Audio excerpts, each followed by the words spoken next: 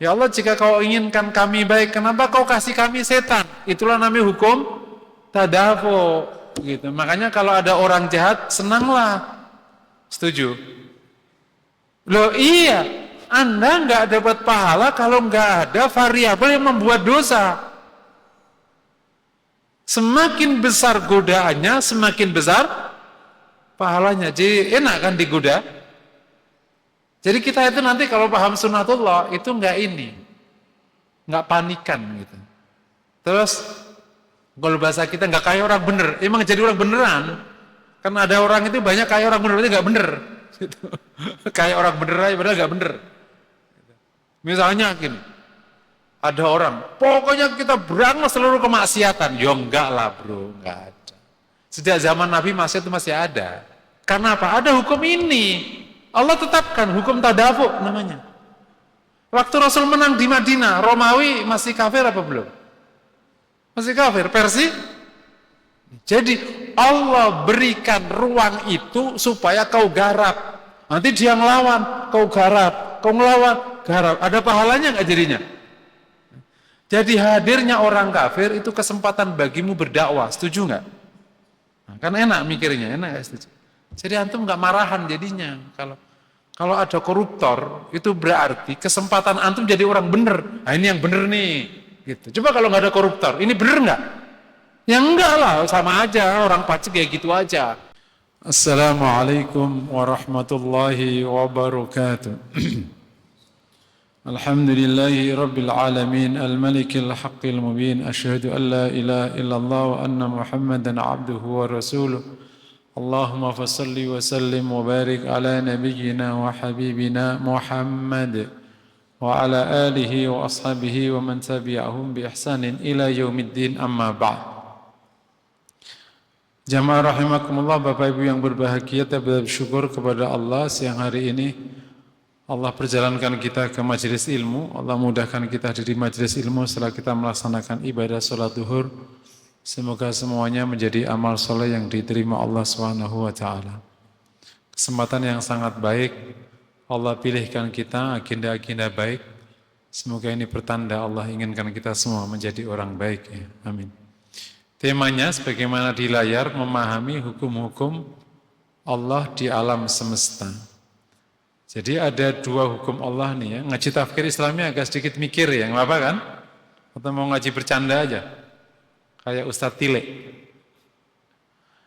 Tapi emang saya ngajar tafsir Islami ini biasanya baru ngeh itu kalau udah keluar.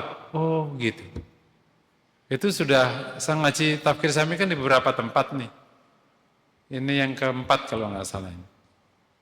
Yang tamat udah ada 2 tempat, ini yang belum tamat. Itu biasanya, oh gitu. Nanti belakang itu biasanya, terus ketemu saya. Saat saya mau aja. Terkadang itu O-nya nanti setelah 2 bulan baru. Oh iya gitu. Mikirnya baru. Nggak tahu karakter materinya itu unik. Jadi kita akan bahas hukum Allah di alam semesta. Allah itu punya 2 hukum, perlu dipahami kita semua ya. Pertama hukum syariat, itu yang namanya syir'atullah atau syariatullah, yang biasa dengan hukum agama. Iya, ini bicara apa yang seharusnya wajib, haram, halal, haram, sunnah, mubah, sah, nggak sah, diterima, nggak diterima. Sip ya, ini hukum syariat. Yang kedua, hukum Allah di alam semesta, namanya sunnatullah. Jadi ada syariatullah, ada sunnatullah. Allah tegaskan, kita nggak usah pakai syariat ya, sudah kan, sudah paham. Sunnatullah tegaskan di beberapa ayat, sunnatullahillati qad khalat. Sunnah Allah telah berlaku pada umat sebelum. Berarti ada sunnatullah. La tabdila li sunnatillah. Tidak ada yang bisa mengganti sunnahnya Allah. Yakni keputusan Allah terhadap alam semesta, itu namanya sunnatullah. Terkadang para ulama sekarang nyebut sunnatullahi fil kaun, sunnah Allah di alam semesta. Sunnah itu yakni keputusan. Asli kata sunnah kan maknanya jejak, yakni itu bukan jejak Allah, maksudnya keputusan Allah di alam semesta yang sudah dipahami oleh alam-alam semesta.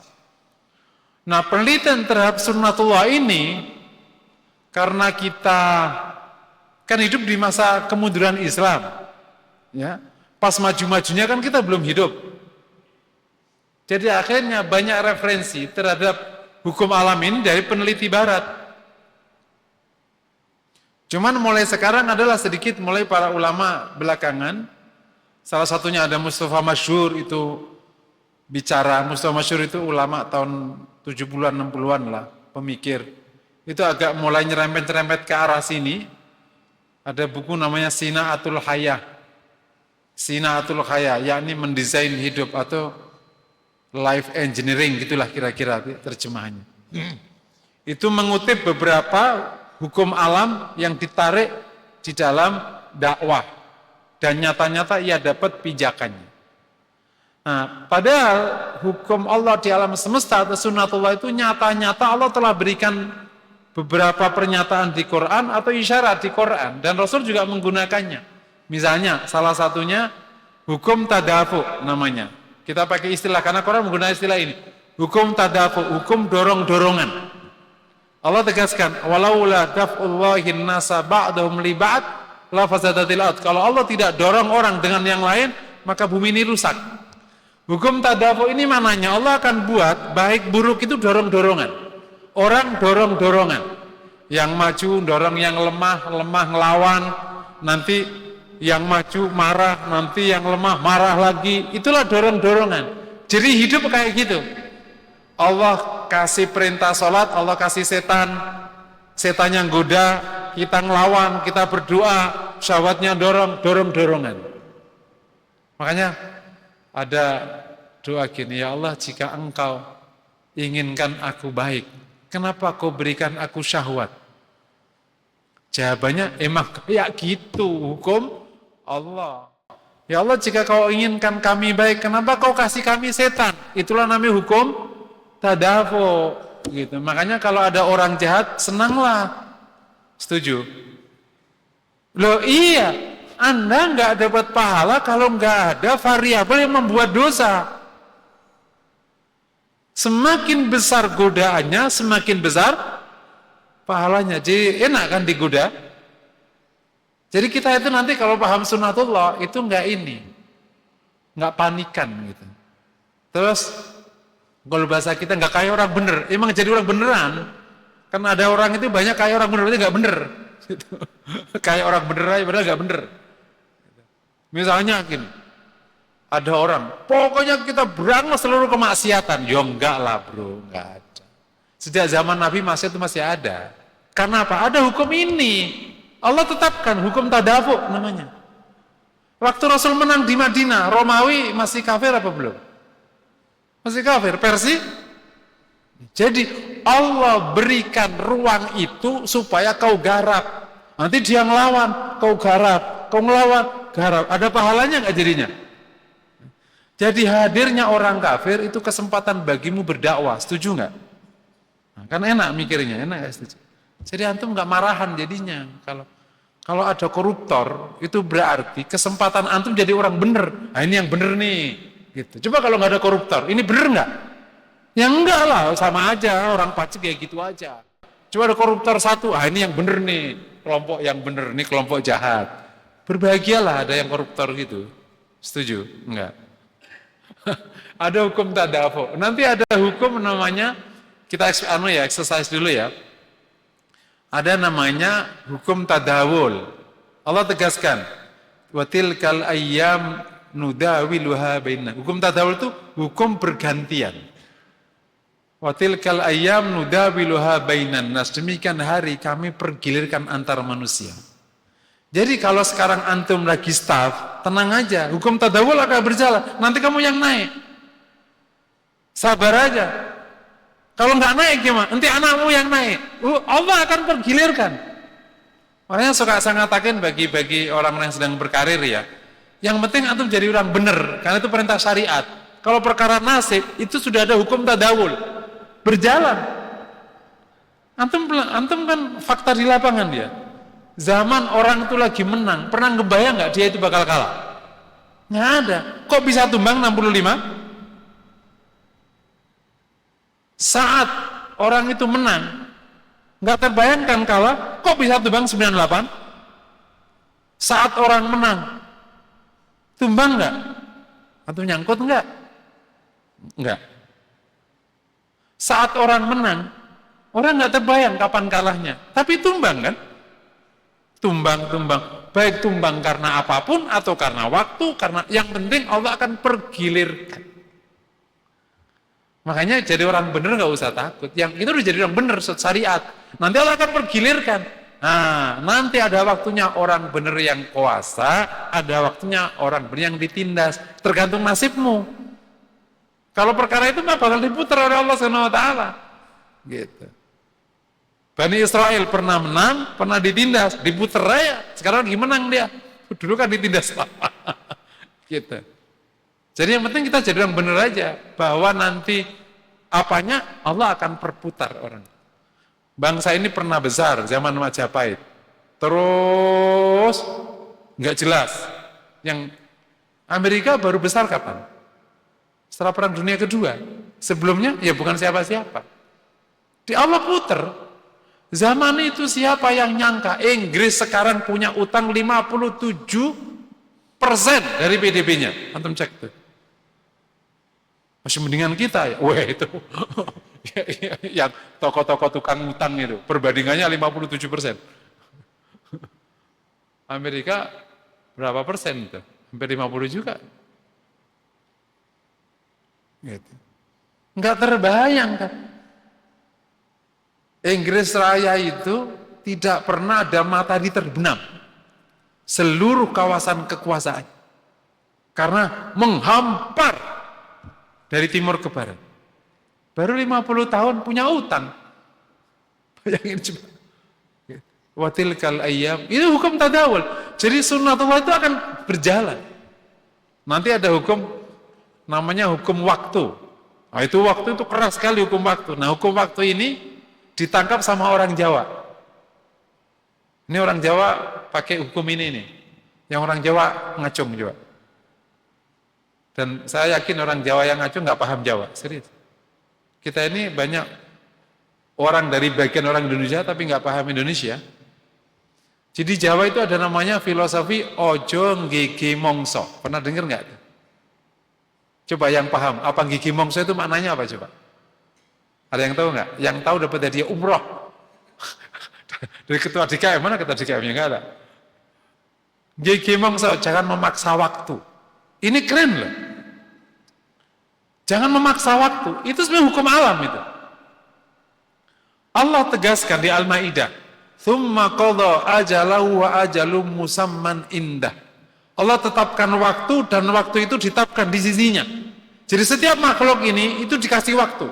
Waktu lahir, waktu mati, waktu ganteng, waktu jelek. Serius. Kalau tibanya waktu jelek, kau gantengin, gak bisa ganteng. Serius. Nanti antum kalau udah waktunya jelek, mau dipoles 1000 kali, tetap jelek. Wallah. Dari dulu itu ganteng. Pernah ngeliat nggak ibu-ibu jalan sama anak muda? Cantik banget tuh anak, lihat. Oh, itu dulu pasti ibu itu waktu muda secantik anaknya. Dia udah jelek sekarang, udah bisa diapa-apain. Benar nggak? Waktu ganteng, waktu jelek, waktu kuat, waktu rapuh. Kalau sudah waktunya rapuh, iman melemah. Kenapa orang tua itu banyak mengecil? Orang tua itu umur 60 itu, kalau yang benar maksudnya bukan yang ngawur, itu akan mengecil badannya, mengecil. Karena sudah mulai kurang aktivitas, masa ototnya berkurang. Udah mengecil. Terus mengkeriput. Waktu kaya, waktu miskin, waktu jabat, waktu itu sudah ada waktunya. Jadi tugasmu berbuat, nanti Allah datangkan waktunya. Makanya kalau belum tiba waktunya, ya nggak jadi. Makanya orang Jawa bilang, ojo ngigi mongso, jangan memaksa waktu. Kalau belum waktunya kamu kaya, kau paksa, ya nggak kaya. Pertanyaannya, kamu tahu waktunya nggak? Kan nggak, ya udah dijalani aja hidup. Udah bener tuh. Dijalani aja hidup. Nanti waktunya tiba, ya tiba. Keren. Rasul dikasih kemenangan waktunya tiba kapan? Setelah 14 tahun. Pertanyaannya, kok nggak dimenangkan di awal-awal? Allah kan bisa menangkan, nggak harus nunggu 14 tahun. Karena ketetapan Allah emang di 14 tahun itu. Padahal kalau kita bicara pertolongan yang Allah turunkan waktu perang Badar, bisa nggak diturunkan waktu awal perjuangan? Kan perang Badar itu benar-benar malaikat kerja kan, buak, termasuk Abbas itu ditampar itu, jatuh itu. Coba kalau zaman Rasul dakwah itu, terus Abu Lahab itu kan julid kan, tampar langsung, ceprak, mantap nih. Siapa yang berani sama gua? Tapi Allah nggak kehendaki proses itu. Allah kehendaki proses yang Rasul tertindas, Rasul sakit, Rasul terusir, terus sampai nggak terbayang itu gimana menangnya. Rasul nelangsa, Rasul luar biasa.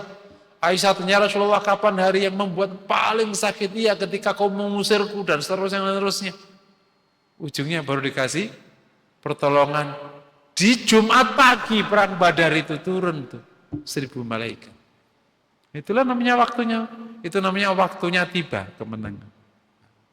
Jadi nanti waktunya tiba kau jabat, nggak bisa dihentikan. Waktunya tiba kau turun, nggak bisa dihentikan. Nah, karena kita nggak tahu waktunya, jadi kita jalani aja. Itu namanya hidup itu sak dermo. Itu benar tuh orang Jawa itu, udah benar. Tapi kadang berlebihan ya, sehingga udahlah, nggak ngapa-ngapain aja. Nah, itu yang kelirunya di situ letaknya. Nah, tapi saya ingin bahas ada hukum-hukum yang lain, hukum yang tidak secara jelas disebutkan di syariat, tapi ada isyarat. Ada namanya Prof. William lah yang agak menganalisis banyak di hukum alam ini, atau sunatullah ya, tapi ya dia orang sana. Itu yang pertama yang dicanangkan itu law of vibration, hukum vibrasi. Hukum vibrasi itu mengatakan mereka bahwa benda di alam semesta termasuk badan kita itu punya vibrasi. Dia akan memancarkan vibrasinya dan akan memberikan prosesnya. Kalau vibrasinya bagus, maka akan mendapatkan situasi yang baik. Ini tingkat ilmiahnya udah masuk di filsafat. Nanti cek aja. Kita akan ketemu di ini bukan animisme dinamisme ya, beda hal ya, bukan dipercayai. Jadi karakter benda alam itu begitu, kira-kira gitu, bukan dipercayai, percaya Pak nanti masuk ideologi. Ini kan kita bicara hukum alam atau sunatullah ya. Pesan penting dari hukum vibrasi itu, pancarkan vibrasi positif. Itu pesannya. Pancarkan vibrasi positif sejak hidup. Nah, di Islam itu menarik. Ini baru saya itu ketika belajar vibrasi, itu jadi ingat seluruh sunnah Rasulullah SAW. Misalnya ada hadis Nabi yang sangat masyhur itu. Anna Rasulullah SAW yuhibbuhul fa'l. Nabi itu suka sekali fa'l, harapan. Dan Nabi nggak suka tasaum, cemas atau pesimis.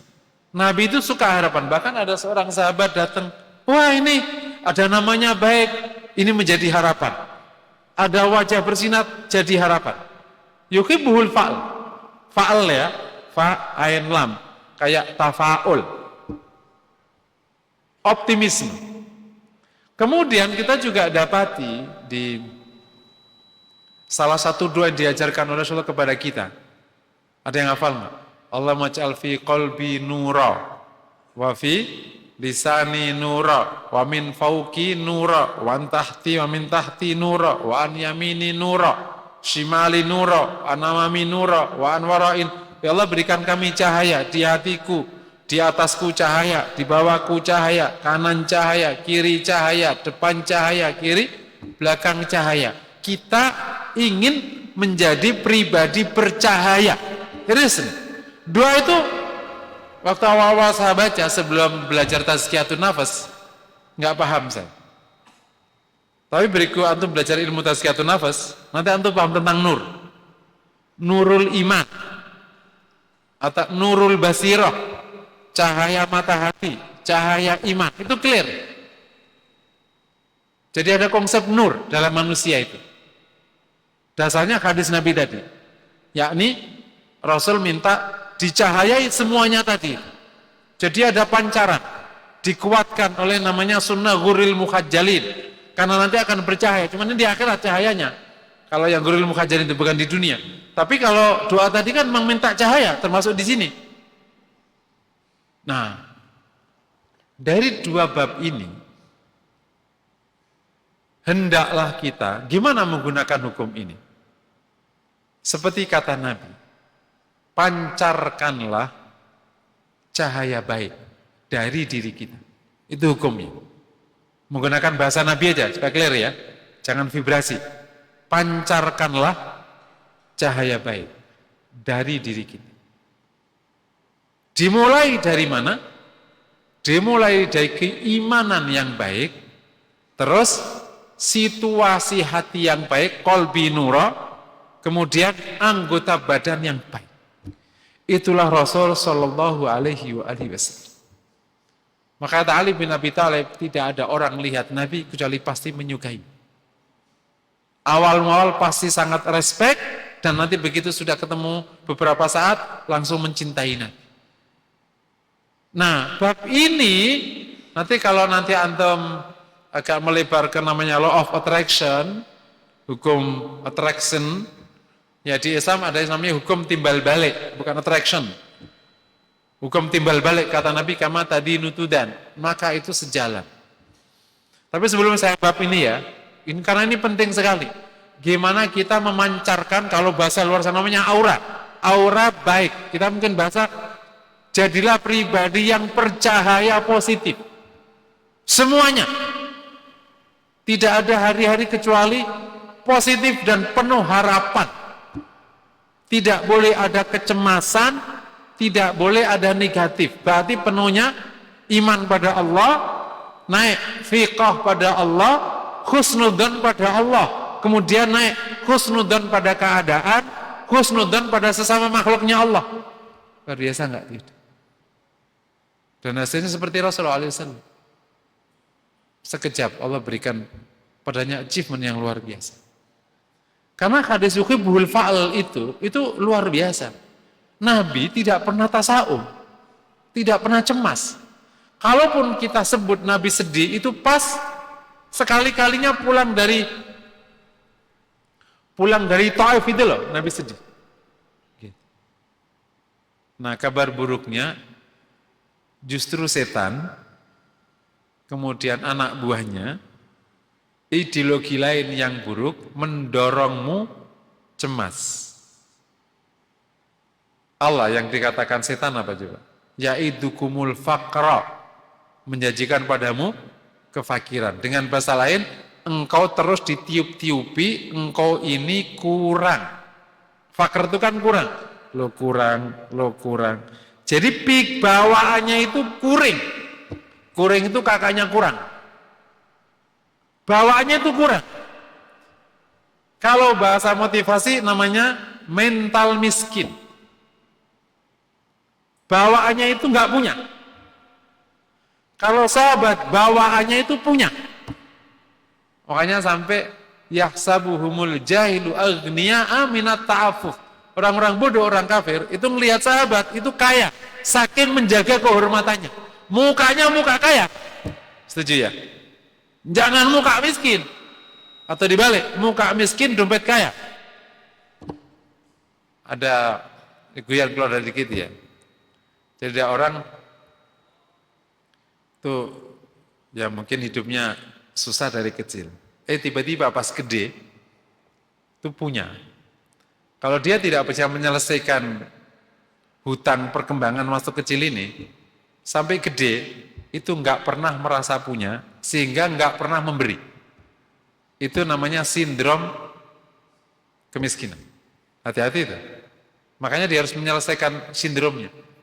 Sama dengan orang yang dari kecil dihina, nanti pas gede akan menghina. Sindrom. Waktu kecil itu misalnya nggak pernah dihargai. Maka nanti kalau jadi bos, jadi apa, nggak bisa menghargai orang. Karena itu adalah hutang dia yang selama ini dia belum dapatkan selama ia hidup. Nah, Islam itu ngajarkan kepada kita, wallahu ya'idukumul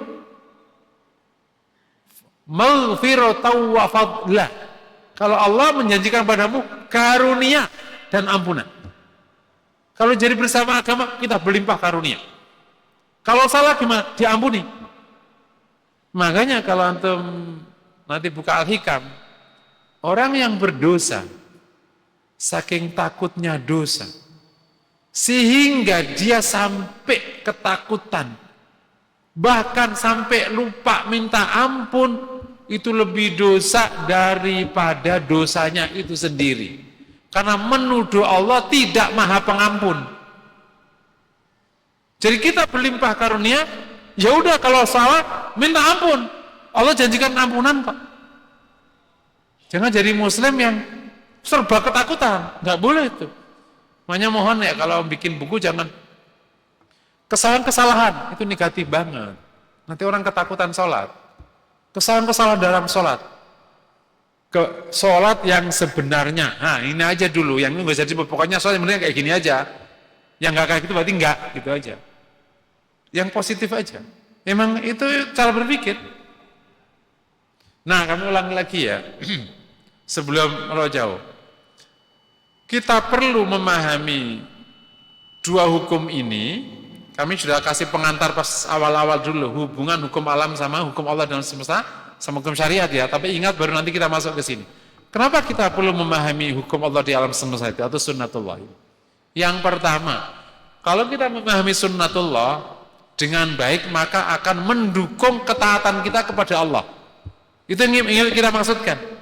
Orang yang taat kepada Allah berarti hukum syariat didukung oleh ketaatannya pada sunnatullah lebih baik, lebih maksimal daripada yang tidak taat pada sunnatullah. Saya berikan contoh ini. Ustadz mau nikah, taat kan? Namanya orang mau nikah, taat. Saya bilang, Ustadz udah diundang semua? Ya gampang lah itu. Pak Mudinnya? Ya gampang lah. Nanti kalau Allah perjalankan mereka, jalan. Sampai jam 9 pagi, nggak ada yang datang. Ustadz, ini gimana datang? Udah diundang? Belum. Lah kok bisa diundang? Lah tugas kita kan nikah, itu ya Allah akan perjalankan sendiri. Itu contoh ekstrim. Jadi nikah nggak akhirnya? Nggak nikah. Gitu. Gini, antum menghadapi kemaksiatan. Kan tadi ada hukum tadafuk ya. Terus antum ingin menghabisi sak habis-habisnya. Pertanyaan Anda, antum kelelahan enggak? Kok enggak ada habis-habisnya sih? Sampai kapan? Antum kelelahan enggak jadinya? Begitu kelelahan antum berhenti enggak? Makanya Allah itu enggak inginkan Rasul keberatan melihat kekafirannya orang kafir itu. Kul in kana kabura 'alaika iradun fa istata'ta an tabtaghiya nafaqan fil ardi asullam fis sama fatatiyum bi ayah walau insyaallah sama qalal huda fala takunanna minal jahilin. Kalau kau berpalingnya mereka itu membuatmu berat, kata Allah kepada Rasulullah, bikinlah kolong di bumi atau tangga ke langit. Kau bawa ayat agar mereka bisa beriman. Kalau Allah mau, Allah kumpulkan mereka dalam petunjuk. Jangan sekali kau jadi orang bodoh. Ya udah kita berdakwah, kita berbaik, rileks aja. Begitu kau melampaui sunnatullah, habis diri. Bukan malah baik ujungnya. Akhirnya jadi marah-marah, akhirnya nggak bijaksana, bagi terjadi intimidasi, bahkan bisa terjadi terorisme kan ujung-ujungnya. Karena melampaui batas sunnatullah namanya. Itu contoh kecil. Jadi insya Allah kalau kita taat sunnatullah, itu ketaatan kita syiar syariatullah itu akan maksimal. Kau gunakan hukum ini untuk taat, luar biasa. Untuk ini nanti banyak tuh. Yang kedua, pada akhirnya toh, Islam kan menginginkan hidup itu bukan hanya bahagia di satu tempat, bahagia di dunia dan bahagia di akhirat. Dengan sunnatullah kau bahagia di dunia. Apalagi dengan syariatnya Allah di dunia dan akhirat.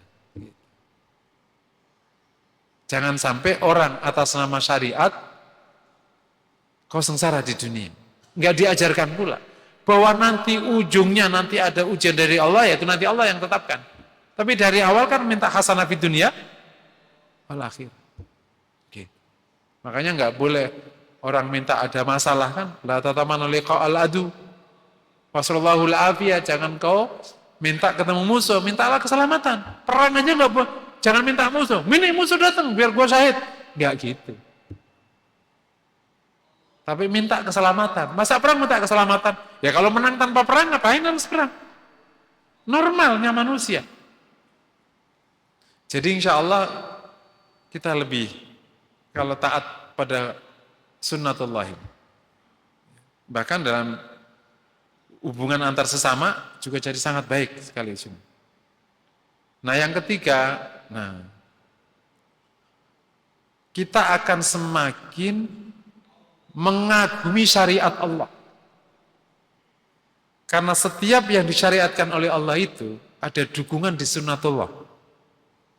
Dan apa aja yang ada di sunnatullah itu ada cover hukumnya di syariatnya Allah. Punya hubungan. Dan banyak sekali beberapa anak muda, biasa ada experience anak muda yang ketemu teman sekelasnya karena agnostik. Sekarang kan anak muda agnostik mulai muncul ya Pak. Jangan dianggap remeh loh. Tanya anak-anakmu tuh. Jadi ini teman anak saya di kelas. Dia agnostik, nggak percaya sama agama. Nah ini ada temennya yang mu'alaf, justru yang meyakinkan orang muslim yang agnostik ini. Yang mu'alaf ini nggak paham agama tapi paham sunnatullah, karena dia pinter sains kali ya. Jadi menjawab syariat itu pakai sains, pakai hukum-hukum alam gitu. Dan masuk di otak ini. Anak-anak sekarang. Jadi banyak sekali penyelesaian masalah syariat ini menggunakan pendekatan sunnatullah. Itu bagus sekali ketemu. Karena nanti sangat ilmiah. Nah kalau kita kuasai bab-bab kayak begini, akan mendukung syariatnya Allah. Dan kita juga akan mendapatkan hikmah ilahiyah, di mana ternyata, syariat Allah itu luar biasa, penerapannya di alam semesta. Karena sunnatullah juga mendukungnya. Dia saling berhubung. Sangat indah hubungannya. Ketika ada tadi, semua ada waktunya, sunnatullah, antum lihat per waktunya yang ditetapkan oleh Allah. Ada waktu sholat, waktu ini, luar biasa. Luar biasa. Dan perwaktuan yang Allah tetapkan, itu bukan waktu 1, 2, 3, 4, 5 itu. Makanya nggak usah ngarang. Jadi kalau kita paham, Allah mewaktukan kita pakai apa? Kalau hari-hari pakai apa? Kalau hari-hari pakai matahari, terbenam matahari, terbit matahari, matahari di atas, matahari di samping, paham ya? Kalau bulanan pakai apa? Ya pakai bulan, bulan muncul, bulan ini, bulan ini, bulan ini. Dan anggota badan kita itu waktunya begitu. Yang harian pakai matahari, yang bulanan ya pakai bulan. Nggak usah ngada-ngada, 12, 1, 2, nggak usah ngada-ngada. Ditok badan itu bukan jam 4, tapi jam sebelum subuh, tergantung subuhnya. Subuhnya jam 4 ya ditoknya sebelum subuh, subuhnya jam 5 ya ditoknya sebelum subuh. Serius. Otak cemerlang itu bukan jam 7, jam 8. Itu ngikuti subuh, duhur, asar, maghrib. Sesaat sebelum duhur, otakmu nggak bisa mikir. Mau duhurnya setengah 12, mau duhurnya jam 12. Jadi anggota badan ini itu sudah diwaktui oleh Allah, pakai waktu Allah tetapkan. Memang kita ngada-ngada aja kadang. Makanya mau tanya, subuh di Malaysia jam berapa? Jam 6. Kira-kira ditoknya badan di Malaysia jam berapa? Ya bukan jam 4. Jam 4 dia masih tidur. Jadi antum teliti deh, luar biasa. Kalau antum mau pastilah chip di otakmu nanti kinerjanya kayak apa. Itu persis waktu-waktu. Jadi waktu sholat itu waktu badan sebenarnya. Dahsyat. Waktu sholat itu waktu badan. Jadi kalau kita ikuti, yang kayak gini ini biasanya peneliti. Nah muslim itu nggak suka neliti kan, sukanya tiktokan. WA. Kembali ya ke materi kita. Nah, kembali tadi hukum vibrasi nyebutnya, kalau kita mikir hukum bercahaya lah mungkin karena gimana menggunakan hukum ini dalam kehidupan kita sehari-hari. Yang pertama ya, selalulah berdoa kepada Allah dulu, minta dicahayai ini. Tadi doanya, Allahumma ij'al fi qalbi nura min fauqi nura. Kalau nggak salah doa ini ada kok. Antum buka sifat sholat Nabi, Syekh Albani, itu kayaknya ada riwayat ini masuk. Semoga tidak salah. Kalau enggak ya cari ya, itu doa masyhur kok. Doa masyhur minta cahaya. Ya, yang kedua dari doa itu, jadilah pribadi yang bercahaya. Maksudnya ini apa sih? Saya menggunakan istilah cahaya ya, supaya tidak sering-sering menggunakan istilah vibrasi. Agar kita memberikan pancaran kebaikan. Karena bahasa ini digunakan di Tazkiyatun Nafas, Nurul Iman namanya, cahaya iman. Terus Nurul Asrar, cahaya mata batin.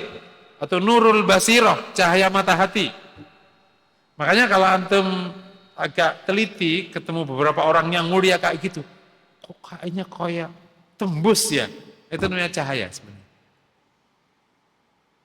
Cahaya basirahnya. Kalau di ilmu tazkiyatun nafas itu udah masyhur di antara mereka. Gitu. Nah, cahaya badan itu dari mana? Pertama, dari kedalaman iman. Itu yang kemudian kalau antum sedikit bahas di leadership, agak loncat ke sana ya. Itu ada namanya pesona diri. Leader itu harus punya pesona diri, yakni orang diri dia, internal dan eksternalnya itu punya pesona, membuat akhirnya pengaruhnya besar. Dan pesona pertama kan namanya pesona spiritual. Jadi kalau zaman dulu misalnya, ya kalau Rasulullah clear ya, orang yang paling dekat infonya, tokoh-tokoh dulu kalau ketemu Kiai Haji Hasyim Asy'ari, Hadratus Syekh itu, kayaknya oke aja. Saya akan coba tanya, kenapa kok yang dimimpin NU itu, kan ada banyak orang, ya itunya, nggak ada yang bisa ngalahkan. Yang kayak gini ini orangnya paham. Jadi kalau Rasul dulu ada orang ketemu langsung, gitu, ya itu jelas lah. Iman itu punya cahaya, namanya Nurul Iman. Konsep ini ada Tazkiyatun Nafas. Kekuatan iman itu membuat kata-katamu itu beda. Nah kalau di hubungan komunikasi kan jelas. Kalau kau ngomong penuh keimanan, ngomong ke anakmu itu beda. Dengan orang yang nggak kuat imannya. Contoh gini, besok kita ujian.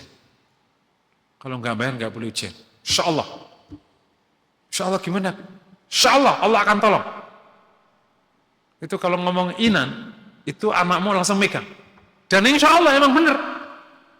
Tapi kalau tahu pusing, kamu sih bikin kuliah bikin ribet aja, pusing. Jadinya apa? Pusing. Makanya ketika perang-perang kayak gitu, ya Rasulullah kemudian ada di tengahnya, kata Anas bin Malik, kalau perang sudah berkecamuk, semua kita di belakang Nabi SAW. Ya udah di belakang Nabi aja, bakal aman.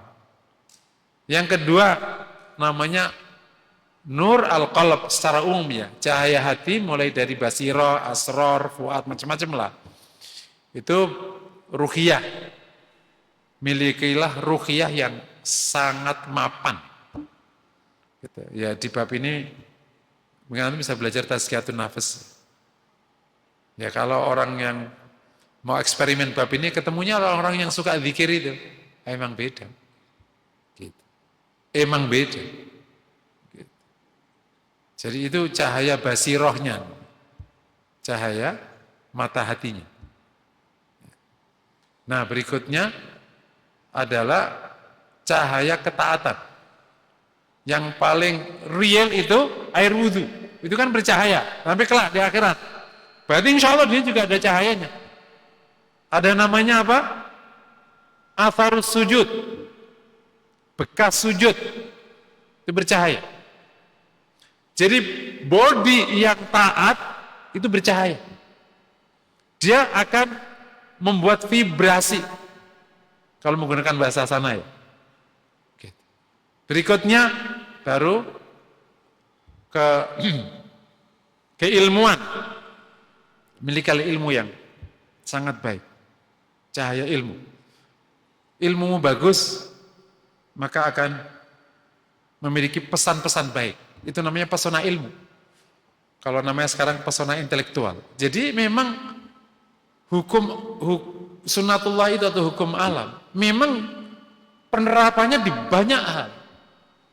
Kalau antum bicara tentang leadership pengaruh, kenapa orang berpengaruh besar, kenapa tidak berpengaruh? Memang pribadinya awalnya sudah mempesona awalnya. Makanya tidak ada orang ketemu Nabi kecuali emang ingin taat ke Nabi. Saking kuatnya daya tariknya itu. Masya Allah ya. Terus nanti pesona akhlak ya, atau nurul akhlak, baru badan. Nah, sampai ke Nabi ya, Nabi sendiri badannya luar biasa. Aku tidak ngelihat, aku pernah ngelihat Nabi, kata Anas, sedang pakai baju bludru berwarna merah. Dia disinari bulan purnama. Aku tidak ngelihat orang lebih ganteng daripada Rasul Sallallahu Alaihi.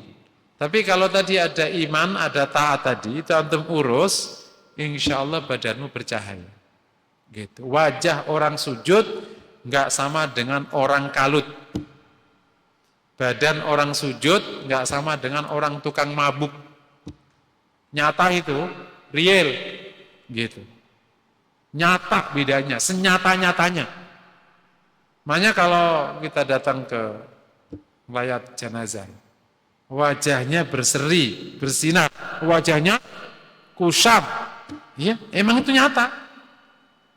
Mungkin nggak bisa seartifisial warna-warna gitu, tapi hati bisa membaca ini begini. Ada orang meninggal lebih bersih daripada waktu hidupnya, padahal nggak diapa-apain. Ada orang meninggal senyum sekali, padahal nggak ada yang ngajak senyum. Itu nyata kan berarti kan? Allah, cahaya badan. Ini semua. Nah, dengan iman tadi ditambah akhlak tadi, salah satu pesan penting penggunaannya adalah selalulah iman pada Allah, terus thiqah. Thiqah itu trust ya. Kalau iman kan belief. Kalau trust pada Allah, Allah akan menolongmu, menyayangimu, membantumu, dan seterusnya. Karena Allah itu Rahman dan Rahim. Jadi itu namanya thiqah billah. Setelah thiqah billah, dinaikin lagi, ditambahin namanya husnudzan kepada Allah. Allah akan berikan kita yang terbaik. Itu namanya fa'al itu gitu, yang disebut oleh Rasulullah itu, fa'al. Selalu ada fa'al, harapan. Wa ila rabbika farghab. Husnudzan pada Allah. Terus berikutnya, husnudzan kepada makhluk-makhluknya Allah. Ini orang ini baik, insya Allah orang ini baik. Bosku itu baik, anak buahku baik, ini semua baik, insya Allah baik, dan berlaku baik kepadaku. Itu dari awal emang. Nah kalau gitu nanti kita kejebak, ya jangan, namanya kadar, tetap aja, harus tetap hati-hati. Tapi basicnya husnudzan, termasuk husnudzan dengan keadaan, gitu. Tidak boleh tasawum dengan karena repot nih kayak ini, bakal banjir. Enggak, insya Allah selamat kita. Insya Allah.